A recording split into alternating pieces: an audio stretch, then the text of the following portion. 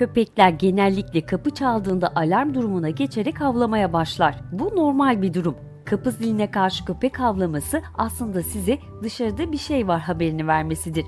Kapı çaldığında köpeğiniz birkaç kez havlıyorsa bu kabul edilebilir. Ama bu havlamalar kesintisiz bir şekilde kriz haline dönüyorsa işte orada çözülmesi gereken köpek davranışlarından biri var demektir.